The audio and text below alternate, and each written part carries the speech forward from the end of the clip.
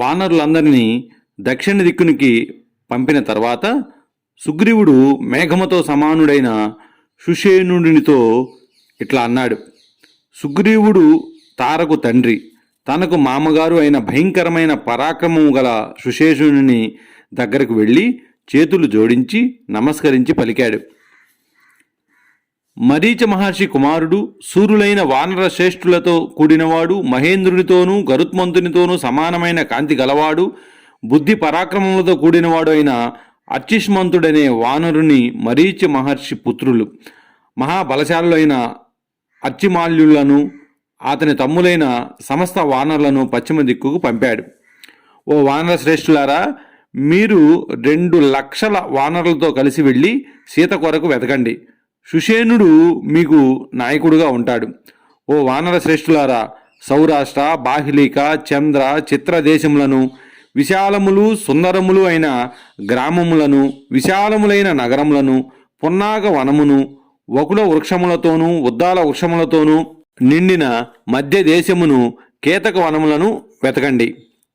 వానరులారా, చల్లని మంగళకరమైన జలములతో పశ్చిమ దిశగా ప్రవహించు నదులను, మునుల ఆశ్రమములను, అరణ్యములోని పర్వతములను, అక్కడ ఉన్న మరుభూములను, చాలా ఎత్తుగా చల్లగా ఉన్న శిలలను, పర్వత సముదాయముచే ఆవృతమై ఉన్న ప్రవేశించుటకు కష్టమైన పశ్చిమ దిక్కును వెతికి తిములతోనూ ముసళ్లతోనూ నిండి ఉన్న పశ్చిమ సముద్రమునకు వెళ్ళండి. తరువాత మీరు మొగలి తోపులలోనూ తమాల వనములలోనూ కొబ్బరి తోటలలోనూ విహరించండి. అక్కడ సముద్ర తీరమునందున్న పర్వతములయందు వనములయందు రమ్యమైన మొరచీపత్తన, జటాపుర, అవంతి, అంగులే పాపుములలోనూ అలక్షిత వనములలోనూ అక్కడ విశాలమైన రాష్ట్రములలోనూ పట్టణములలోనూ సీతను రావణుని స్థానమును వెతకండి. అక్కడ సింధు సాగరముల సంఘస్థానములనందు 100 శిఖరములు గల మహావృక్షములతో నిండిన సోమగిరి అను ఒక పెద్ద పర్వతమున్నది. అక్కడ రమ్యములైన చర్యల మీద రెక్కలతో ఎగురు సింహములుంటాయి. అవి తిములను, మత్స్యములను, గజములను బట్టి తమ గోళ్లకు చేర్చుకుంటూ ఉంటాయి. నలువైపుల నీటితో నిండిన ఈ విశాల ప్రదేశములలో ఉన్న సింహముల నివాస స్థలముల దగ్గర పర్వత శిఖరములందు నివసించుతున్నవి ఉరుముల వంటి ఘీంకారములు గలవి, తృప్తి చెంది గర్వించి ఉన్నవి అయిన ఏనుగులు సంచరిస్తూ ఉంటాయి. కామరూపులైన వానరులు ఆకాశమును స్పృశిస్తున్న చిత్రమైన వృక్షములు గల దాని బంగారు శిఖరములను అంతను శీఘ్రముగా వెతకండి. వానరులారా, మీరు అక్కడికి వెళ్ళి సముద్రములో ఉన్న పారియాత్ర పర్వతం యొక్క 100 యోజనముల బంగారు అగ్రభాగమును చూడగలరు. అది మిరుమిట్లు గొలుస్తూ చూడటానికి కష్టముగా ఉంటాయి. ఆ పారియాత్ర పర్వత శిఖరమునందు అగ్నితో సమానములు, భయంకరులు, స్వేచ్ఛారూపము గలవారు, తపస్యాలులైన 24 కోట్ల గంధర్వులు నివసిస్తూ ఉన్నారు. నలుమూలల వ్యాపించి ఉన్న అగ్నిజ్వాలలతో సమానులైన వారి దగ్గరకు భయంకరమైన పరాక్రమము గలవారైనను మీరు ఎవరూ వెళ్ళకూడదు. వానరులెవరూ ఆ ప్రదేశం నందు ఏ ఫలములను గ్రహించకూడదు. మహాబలవంతులైన ఆ వీరులు ఎదిరింప శక్యము కానివారు, భయంకరమైన పరాక్రమము గలవారు అక్కడ ఉన్న ఫలములను రక్షిస్తూ ఉంటారు. అక్కడ మీరు ప్రయత్నపూర్వకముగా సీతను వెతకవలెను. వానరులుగా ప్రవర్తించు వారికి అక్కడ గంధర్వుల నుండి ఏ మాత్రము భయము లేదు.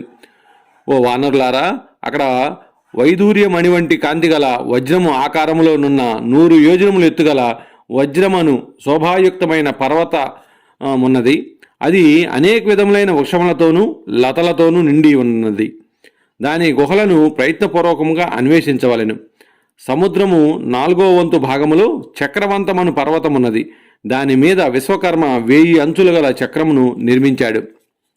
అక్కడ శ్రీ మహావిష్ణువు ఆ చక్రమును రక్షిస్తున్న హయగ్రీవుడను దానవుని చంపి వాని నుండి చక్రమును, పంచజనుని చంపి వాని నుండి శంఖమును గ్రహించాడు. అక్కడ అందమైన చర్యలయందు, విశాలములైన గుహయందు, అన్ని ప్రదేశములయందు రావణుణ్ణి, సీతను వెతకండి. చాలా లోతైన సముద్రములలో 64 యోజనముల దూరము వ్యాపించి బంగారు శిఖలములు గల వరాహమను పర్వతమున్నది. అక్కడ ప్రాగ్జ్యోతిషమను బంగారు పట్టణమున్నది. ఆ పట్టణములో నరకుడను దుష్టబుద్ధి గల దానవుడు నివసిస్తూ ఉన్నాడు. బంగారు గుహా మధ్య ప్రదేశముల గల ఆ వరాహ పర్వతమును దాటిన తర్వాత జలపాతములతోనూ సెలయేళ్లతోనూ నిండిన సర్వ సౌవర్ణ మను పర్వతం ఉన్నది.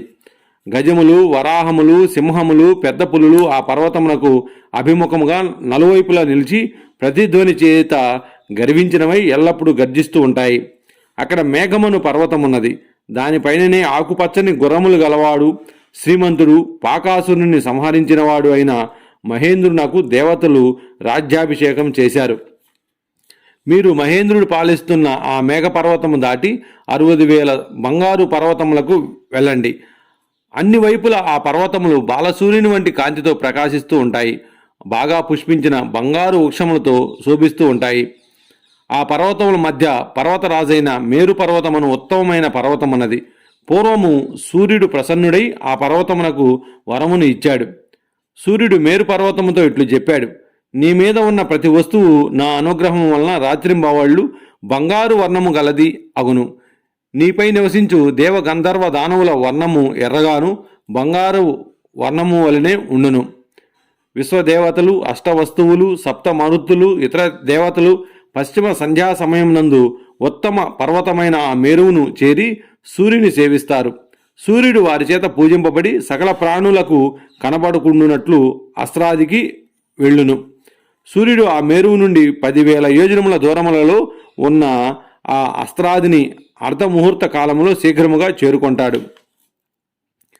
విశ్వకర్మ దాని శిఖరం మీద సూర్యుని వలె ప్రకాశిస్తున్న దివ్యమైన మహాభవనమును నిర్మించాడు. అది ప్రాసాదముల సముదాయములతో నిండి ఉండును. అనేక విధములైన పక్షులతో నిండిన విచిత్రములైన వృక్షములతో ప్రకాశిస్తున్న ఆ దివ్య భవనము పాశము హస్తమునందు గల మహాత్ముడైన వరుణుని నివాసము. ఆ మేరు అస్త్రాదుల మధ్య 10 తలలు గల పెద్ద బంగారు తాటి చెట్టు ఉన్నది. దాని చుట్టూ ఉన్న వేదిక చిత్రముగా ఉండును. మీరు ఆ అన్ని దుర్గములలోనూ, సరస్సులలోనూ, నదులలోనూ, ఆయా స్థలములలో రావణుని కోసము, సీత కోసము వెతకండి. ఆ ప్రాంతమునందు ధర్మమును తెలిసినవాడు, తపస్సు చేత పవిత్రమైనవాడు, బ్రహ్మదేవునితో సమానుడైన మేరు సావర్ణి నివసిస్తూ ఉన్నాడు. మీరు సూర్యునితో సమానుడైన ఆ మేరు సావర్ణి మహర్షికి సాష్టాంగ ప్రణామం చేసి సీతను గూర్చిన వార్తను ప్రశ్నించండి. సూర్యుడు పగటి భాగమునందు ఇంతవరకు ఉన్న ప్రదేశమునందు ప్రాణులకు చీకటి లేకుండానట్లు చేసి అస్త్రాదిని చేరును. సీతను రావణుని నివాసము గూర్చి తెలుసుకుని అస్త్రాది వరకు వెళ్ళి మాసము నిండగానే తిరిగి రండి. మాసము దాట ఉండకూడదు. అట్లున్నవానికి మరణదండము విధింపబడెను. సూర్యుడైన మా మామగారు మీతో వచ్చును. మీరు ఇతడు చెప్పినదంతా విని ఇతని ఆజ్ఞ ప్రకారము చేయవలెను. మహాబాహువు, మహాబలశాలి అయిన ఈ సుషేనుడు నాకు మామ అవుటచే పూజ్యుడు. పరాక్రమవంతులైన మీరందరూ కూడా కార్య వ్యవస్థలో సమర్థులే. అయినను ఈ సుషేనుని వ్యవస్థాపకునిగా ఉంచుకొని పశ్చిమ దిక్కు వెతకండి. అమితమైన తేజస్సు గల ఈ రాముని భార్యను చూడగలిగినచో అతడు చేసిన ఉపకారమునకు ప్రత్యుపకారం చేసి కృతకృత్యులము కాగలము.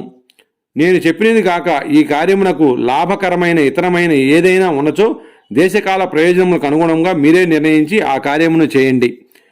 తరువాత సుషేనుడు మొదలైన ఆ వానరులందరూ సుగ్రీవుని మాటలు శ్రద్ధతో విని అతని అనుజ్ఞ గైకొని పశ్చిమ దిక్కునికి వెళ్ళారు.